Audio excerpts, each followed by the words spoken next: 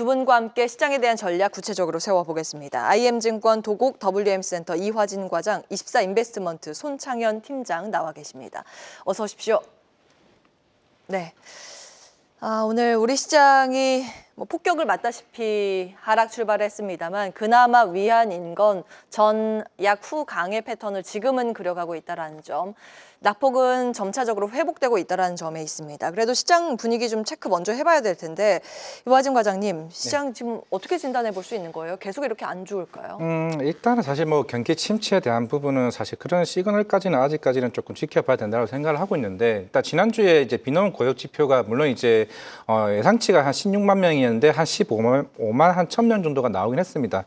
물론 이제 그동안 아직까지는 고용에 대한 부분은 둔화되는 이제 모습을 보이고는 있지만은 그게 마땅히 이제 경기 침체라고 또 말할 정도의 수준은 아직까지는 아니라고 좀 생각을 하고 있고, 물론 앞서 이제 트럼프 대통령 발언이나 향후에 2019년부터 이제 감세 정책에 따른 올해 연장에 대한 이슈들 그런 부분들이 있을 수는 있겠지만은 결국에는 그 재정 수입에 대한 부분들을 향후 강세 정책으로 통해서 어느 정도 충분히 보강할 계획은 어느 정도 충분히 좀 맞지 않을까라는 생각은 하고 있습니다. 물론 그런 측면에서 신년물 국채금리나 계속 하락세가 유지되는 모습도 나올 수는 있겠지만은, 지난주에 파월 의장에 대한 발언도 마찬가지 얘기가 나왔다시피 아직까지는 이제 그런 침체에 대한 부분은 아직까지는 전체적으로 경기가 아직까지는 튼튼하다고 좀 볼 수가 있을 것 같고, 물론 내일 이제 CPI가 발표되긴 하겠지만은 결국에는 이제 예상치가 한 3.0%에서 2.9% 요 사이가 되지 않을까 생각하고 있습니다.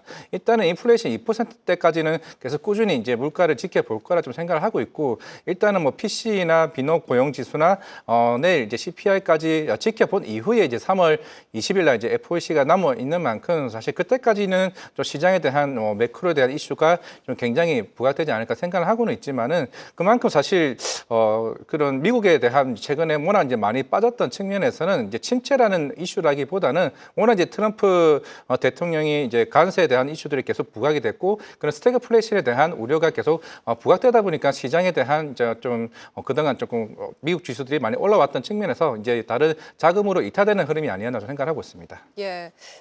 일단 상대적으로 그 신흥국 증시가 선방하고 있는 그런 흐름, 최근 들어서 홍콩 증시도 굉장히 강한 그런 모습인데, 우리 시장은 어느 정도의 위치에 있다고 봐야 되는 것인지, 앞으로의 방향성을 어디에 맞추고 투자 포인트를 잡아야 되는 건지가 궁금한데, 팀장님, 투자 접근 측면에서 우리 시장을 어떻게 분석하고 계세요?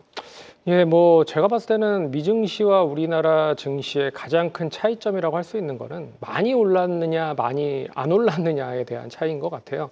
미증시는 일본과 그리고 대만과 그리고 주요 그 유럽 증시를 잘 보시는 것과 같이 많이 올랐습니다. 그렇기 때문에 가격적인 매력에 대한 부담이 이제 존재하고 있다는 거죠. 그런 점에서 최근에 워렌 버핏이라든지 여러 가지 투자자들이 상당히 기계적인 매매를 많이 했었던 차원에서 매도를 하기 시작을 했다라는 거죠. 그런 점도 좀 눈여겨보셔야 될 필요성이 있다고 보고 있고요.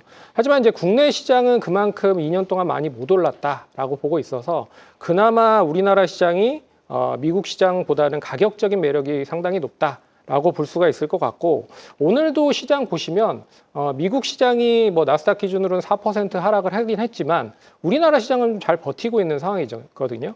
그리고 수급적으로 보더라도 선물에 대한 그런 매수가 좀 적극적으로 들어오고 있지는 않지만 그래도 기관 쪽에서 매수를 하고 있다. 그리고 내일 모레 있을 선물 옵션 동시만기일에 기본적으로 어떻게 방향을 정할지를 이제 어느 정도 생각을 해본다라고 하면 그래도 지금 시장은 잘 버티고 있다라고 보고 있어서, 제일 중요한 시점은 가격적인 매력이 형성이 돼 있느냐, 이 부분이 가장 큰 차이점인 것 같습니다. 그러면 포트폴리오 구성에 있어서 낙폭과대 종목들을 편입하는 게 맞다고 보시는 거예요, 팀장님?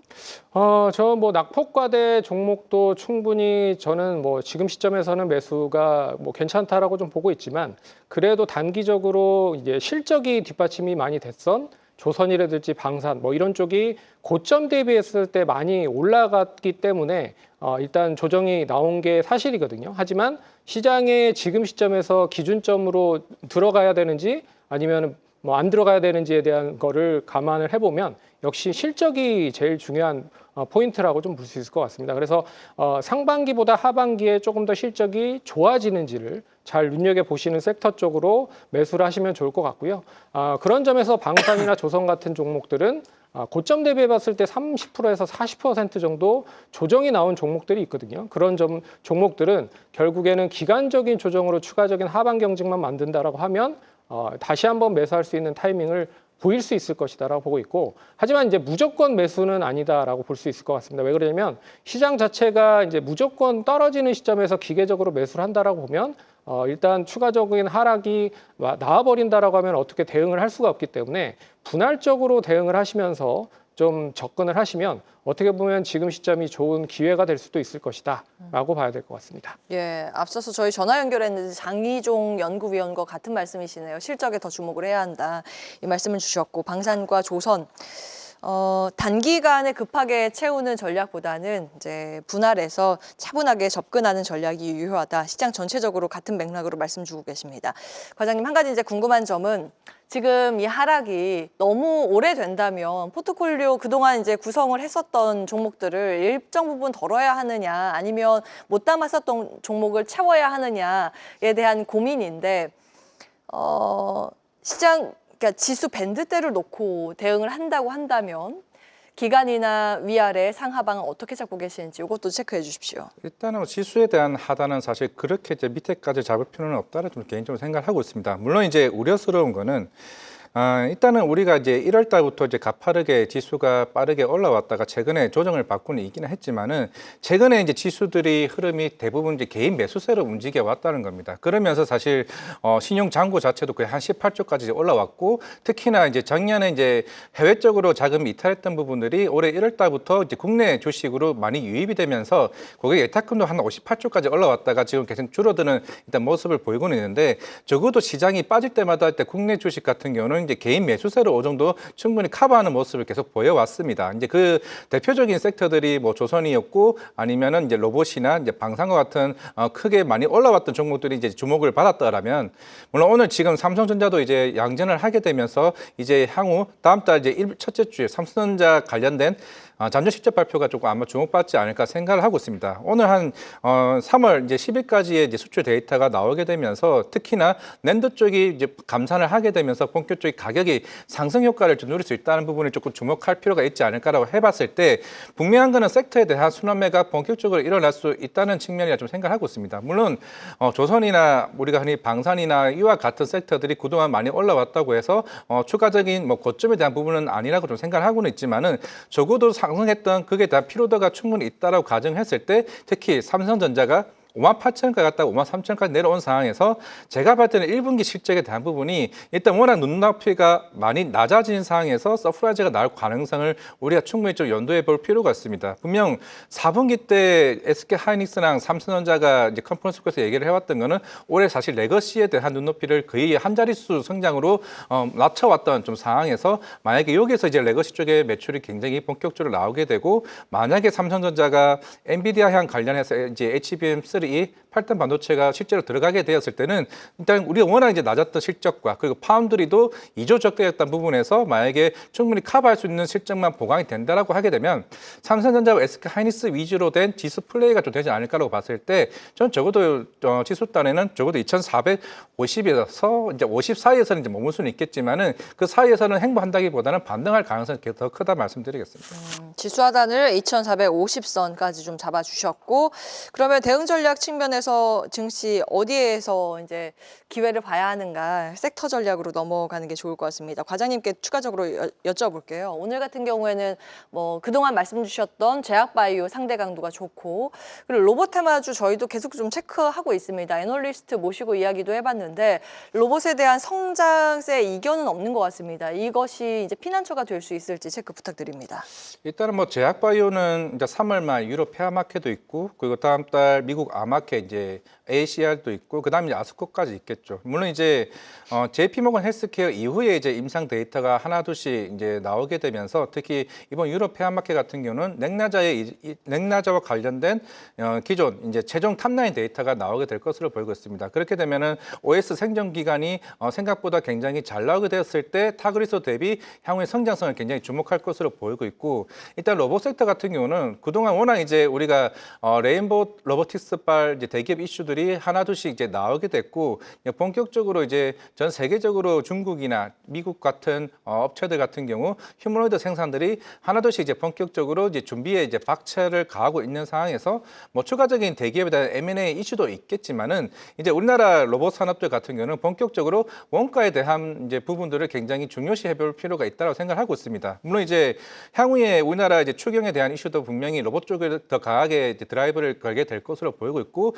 그런 지원들이 나오게 되면은 이제 중국 로봇 산업들 자체가 워낙 이제 원가가 싸기 때문에 그만큼 수요에 대한 뒷받침이 된다라고 가정을 했을 때 우리나라 이제 로봇 산업들 같은 경우도 그만큼 뭐 로보티지의 뭐 이제 그 하모닉 드라이버 같은 액추에이터 같은 이런 다이내믹스 같은 수요도 충분히 해외 시장에서도 먹힐 수 있다고 좀 보이고 있습니다. 이미 미국이나 일본과 같은 회사들과도 협약을 준비 중에 있는 상황이고 요이 로보틱스도 이제 SK온과 본격적으로 이제 캐파 증설에 따른 신사업 이전이 이번 달에 본격적으로 이루어지고 있는 상황이기 때문에 결국에는 각 종목별로 이제 업데이트에 따라서 모멘텀이 굉장히 좀 뒤바뀔 수 있다고 보고 있기 때문에 그런 측면에서는 일단 로봇 산업은 좀 지속적으로 관심을 가질 필요는 충분히 있다고 생각을 하고 있습니다. 네, 로봇 산업에 대해서도 긍정 평가였고 바이오도 선별적으로 그동안 좀 지속적으로 의견 긍정적으로 주셔왔습니다.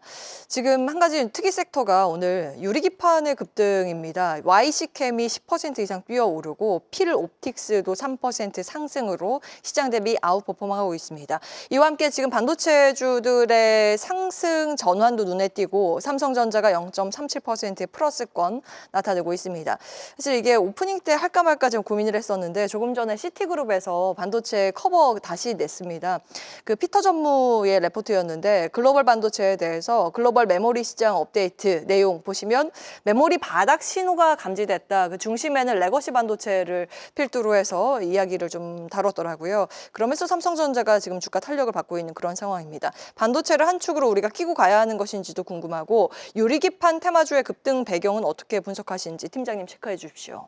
뭐 유리기판은 아시다시피 이제 AI 반도체가 많이 생산이 되면 거기에 대한 기판을 유리기판으로 사용을 할 수밖에 없기 때문이다라고 얘기를 하고 있는 상황입니다. 하지만 이제 뭐 타임테이블적인 부분으로 보면 양산까지는 상당히 좀 많이 시간이 걸릴 거라고 보고 있어요. 가장 빠르게 현재 진행을 하고 있는 게 인텔이 23년 9월에 프로토타입을 공개를 했고요. 30년의 패키징 서비스로 본격적으로 진행을 한다라고 하고 있습니다. 삼성전자는 26년에 관련된 제품을 내놓는다라고 하고 있고, 그리고 SKC 같은 경우는 25년 말에 조지아 공장에서 시제품을 만든다라고 합니다. 그만큼 이제 제가 봤을 때는 양산에 대한 거기에 수율에 대한 문제도 있고, 양산을 했을 때 결국엔 이거를 가격을 맞추겠느냐가 가장 큰 관건일 것 같아요. 그래서 지금 시점에서 유리기판이 상승을 하는 거는 결국 주가에 대한 꿈을 먹고 자라는 그런 흐름의 성장성이 어떻게 보면 전가됐다라고 좀 볼 수 있을 것 같습니다. 하지만 유리기판이 만약에 양산이 되는 시점이 나타난다라고 하면 이제 그 시점이 거의 이제 꼭지가 될 가능성이 높다. 그래서 지금은 일단 뭐 성장성적인 부분으로 계속 지켜봐야 된다라고 보고 있지만 이제 반도체 쪽에 대한 관심도 좀 높여야 된다라고 좀 보고 있습니다. 앞에서 뭐 앵커님께서도 얘기해 주셨지만 이제는 레거시 반도체에 대한 수요가 확대될 수 있을 만한 거리들이 하나둘씩 나오고 있죠. 그래서 애플의 온디바이스향 관련된 제품들이 아직 그렇게 뭐 상당히 좀 다양하게 판매가 되고 있진 못하지만 본격적으로 양산이 이제 아이폰뿐만 아니라 다양한 가전제품으로 온디바이스향 제품들이 탑재가 된다라고 하면 거기에 레거시 반도체가 좀 증가가 될 가능성이 높을 것 같고요. 엔비디아도 이제 소켄 같은 이런 효율적인 반도체를 이제 양산을 하려고 준비를 하고 있는 상황입니다. 그런 점에서 결국에는 레거시 반도체를 이끌 수 있는 모멘텀이 하나둘씩 더 생길 수 있지 않을까라고 보고 있고, 낸드 쪽에 대한 가격도 상승을 했다라는 것 자체는 결국 D램 쪽으로도 상승이 전가될 수 있는 시그널을 좀 보여줄 수 있지 않을까라고 보고 있습니다. 그래서 일단 우선적으로 굳이 뭐 2차 전지나 반도체 쪽 뭐 관련된 종목들을 매수한다고 하면 결국에는 실적이 앞으로 좀 찍히는 뭐 반도체 소부장 관련된 종목들 위주로 좀 포트에 편입을 좀 하셔야 되지 않을까, 그렇게 좀 살펴봐야 될 것 같습니다. 예, 저희가 다음 주제로 시총 탑10 주르륵 밀리는데 하락장은 오히려 기회일까라는 주제로 이번에 급락했던 종목 중에서 주목할 만한 섹터 질문을 드리려고 했는데 지금 손창현 팀장께서는 말씀을 주신 것 같고 이화진 과장께 질문 드리겠습니다. 반도체 주목하신 것 같아서요. 추가적인 내용들 정리해 주시죠. 아마 삼성전자 이번 개인적으로 영업이익 자체가 지난 4분기 때 아마 4조로 기억을 하고 있습니다. 일단은 제가 봤을 때는 파운드리는 일단 기저 효과로 물론 워낙 이제 4분기 때는 점유율 자체가 거의 8% 9%밖에 되지 않았기 때문에 2조 이상의 적자가 나왔었고 그러면은 이번 관전 포인트는 당연히 삼성전자가 2조 안팎으로 적자폭을 축소시켰던 부분 그리고 레거시 쪽에 대한 생각보다 실적에 대한 기대감 결국에는 HBM이 이제 들어가는 여부가 중요할 걸로 보이고 있는데 당연히 SK하이닉스는 이제 블랙의 가속기가 본격적으로 공급이 시작하게 되면서 거기에 따른 이제 HBM 12단 반도체의 영업이익 마진율이 얼마만큼 나오냐가 더 핵심 포인트가 되지 않을까라고 생각을 하고 있습니다. 그렇다라고 하게 되면은 물론 시장에서는 하반기가 이제 메모리 쪽에 대한 업사이클이라고 이제 분석들을 다들 해보고 있지만은 원래 항상 주가적으로도 반도체는 한 6개 정도 선행하는 모습을 일단 보이고 있기 때문에 반도체 만약 오늘 장 끝나고 나서 삼성전자 그동안 사실 외국인 기관들이 그 연일 이제 매도세를 계속 일관하는 모습을 보여왔기 때문에 이 수급적인 부분들이 오늘 뒤바뀔 수 있는지 여부가 좀 굉장히 중요할 걸로 보이고 있는데 물론 이제부터 시티그룹뿐만 아니라 다른 해외 IB 업체들도 본격적으로 삼성전자 실적에 대한 부분들이 좀 개인적으로 관심이 가지 않을까라고 생각을 해봤을 때 만약에 3월 20일 물론 이제 FOMC도 열리게 되겠지만 GTC 2025도 열리게 됩니다.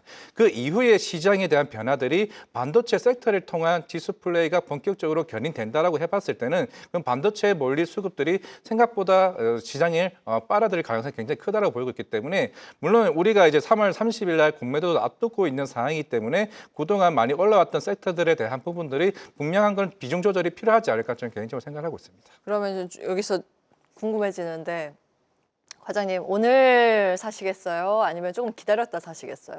뭐 반도체는 사실 지금 사도 무방하다고 생각을 하고 있고 워낙 이제 SK하이닉스도 낙폭이 굉장히 많이 커졌던 측면에서 SK하이닉스 비중은 계속 늘려가는 전략이 좀 맞다라고 생각을 하고 있고 물론 삼성전자도 물론 작년부터 워낙 이제 오늘 내일 하고는 있었지만은 적어도 이번 1분기 때는 분위기가 조금은 좀 달라질 수 있다고 보이고 있을 때 만약에 HBM 쪽에 대한 비중이 얼마만큼 나오느냐 굉장히 중요하고 SK하이닉스는 물론 올해 같은 경우 12단 반도체만으로도 매출의 거의 50%까지 확대하겠다는 목표가 어느 정도 달성하는 모습이 보인다라고 하게 되면은 저는 SK하이닉스든 삼성전자든 만약에 오늘 제가 현금이 있다라고 하게 되면은 매수하는 전략이 저는 맞다고 생각하고 있습니다. 둘 다 좋게 보셨고 반도체 투톱 매수 가능 의견 주셨습니다.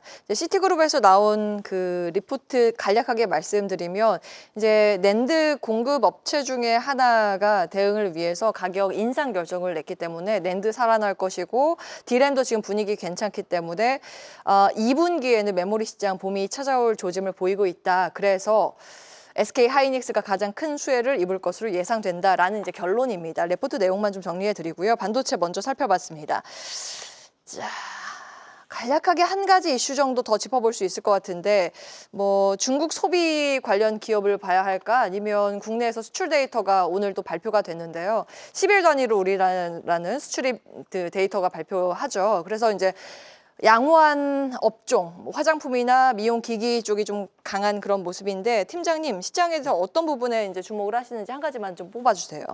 제가 봤을 때는 이것도 뭐 한알령 해제라는 시그널이 이제 올해는 계속 우리 시장에 이어질 가능성이 높을 것 같습니다. 이게 단기적으로 끝날 것 같지는 않고요. 그런 점에서 일단 뭐 엔터 관련주들이 오늘 단기적으로 많이 하락을 했었던 거를 좀 돌리는 흐름으로 이어지고 있는 엔터 연예 기획사 관련된 종목들이 나오고 있어요. 그래서 JIP나 YG엔터, 하이브나 SM 이런 종목들이 단기적인 기술적인 반등이 나오고 있는데 추가적인 상승이 제가 봤을 때는 이어질 가능성이 높다라고 볼 수 있을 것 같습니다.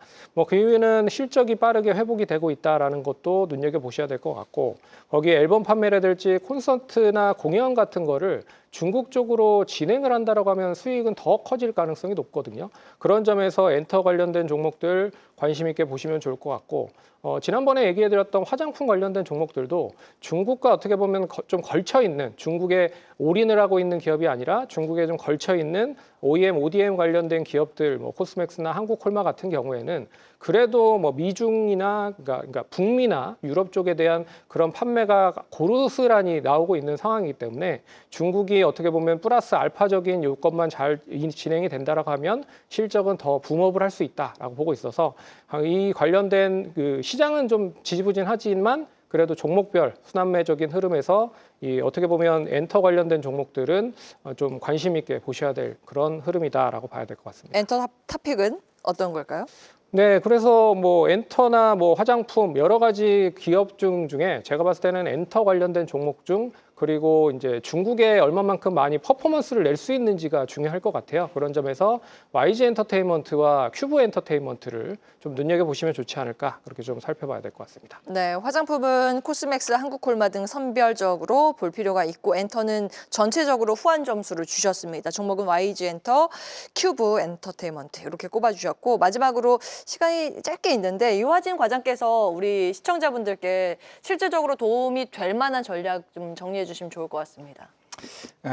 일단은 뭐 물론 이제 올해 그 경제 성장 전망률 자체가 한 1.5%, 1.7% 있는 상황이긴 하겠지만은 항상 숫자는 숫자로만 이제 보인다고 좀 생각을 해봤을 때 당연히 정부는 여기에 따른 뭐 추경에 대한 모멘텀이 있고 경제 성장률을 더 올리려고 굉장히 더 노력을 할 것으로 보이고 있습니다. 물론 그렇게 되면은 물론 아까 앞에서 얘기했던 것처럼 삼성전자나 특히 엑스카 하이닉스 실적이 1분기 때부터 본격적으로 드라이브를 걸기 시작을 하게 되면은 그러면 당연히 올해 영업이익 전망치 자체가 이제 상향하는 모습을 보인다라고 하게 되면 저는 개인적으로 올해는 국장 같은 경우는 충분히 기회가 많은 좀 시장이라 좀 생각을 하고 있고 우리가 작년 말쯤에 아마 시장에서 이런 얘기가 많이 나왔을 겁니다. 미국 증시가 빠지게 되면 한국 증시라고 뭐 버틸 수 있을까라는 그런 얘기들을 많이 하고는 있는데 오히려 그런 측면에서 예전에 또 우리나라와 미국 증시 간의 디커플링 이슈들이 굉장히 많았던 만큼 올해는 실적에 대한 베이스가 본격적으로 올라오게 된다라고 하게 되면 한국 시장은 충분히 기회가 있는 좀 시장이라 보이고 있기 때문에 조금 우려할 필요는 조금은 줄일 필요는 있다 생각하고 있습니다. 예, 오늘은 여기까지 하겠습니다. IM증권 도곡 WM센터 이화진 과장, 24 인베스트먼트 손창현 팀장 함께했습니다. 두 분 말씀 고맙습니다. 계속해서 다양한 경제 이슈를 알고 싶다면 구독과 좋아요, 알림 설정 부탁드립니다. AI 캐스터 권미정이었습니다.